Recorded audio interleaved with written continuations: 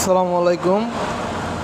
গত পর্বের ভিডিওতে আপনাদের দেখিয়েছিলাম আমাদের বাড়ির পাশের খালের বিলের ঝিলে একটি গর্তের মধ্যে কী পরিমাণ মাছ মানুষজন ধরেছিল এবং বলেছিলাম যে তারা মাছ ধরে চলে যাওয়ার পরে আমরা মাছ ধরতে নামব। তো দেখুন, তারা মাছ ধরে চলে যাওয়ার পরেও আমরা অনেকগুলো মাছ সেখানে পেয়েছি। এখানে যা দেখতে পাচ্ছেন সবই একেবারেই ন্যাচারাল প্রজনন এবং সম্পূর্ণই দেশি মাছ।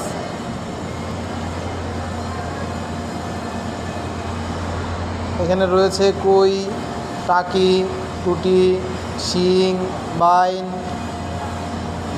আপনাদের অনেকেরই শখ থাকে যে আমরা এভাবে বিল থেকে বা খাল থেকে বা ডোবা থেকে মাছ ধরবো। অনেকেই শখ থাকে যে এইভাবে মাছ ধরার। অনেকে ধরতে পারেন, অনেকে ধরতে পারেন না। তো আমিও অতটা মাছ ধরতে পারি না, আমি মাত্র কয়েকটা মাছ পেয়েছি, আর বাদবাকিগুলো আমার সঙ্গে যারা ছিলেন সবাই মিলে ধরেছি আমরা। তো এই মাছগুলো আমরা প্রসেসিং করে রান্না করব এবং সবাই একসঙ্গে খাবো।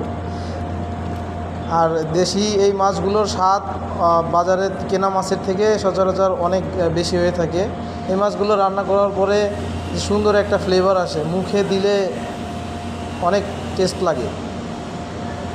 বাজারের মাছগুলো তো মনে হয় যে সব মাছের স্বাদ প্রায় একই রকম, কিন্তু এই মাছগুলোর একটা মাছের স্বাদ এক এক রকম।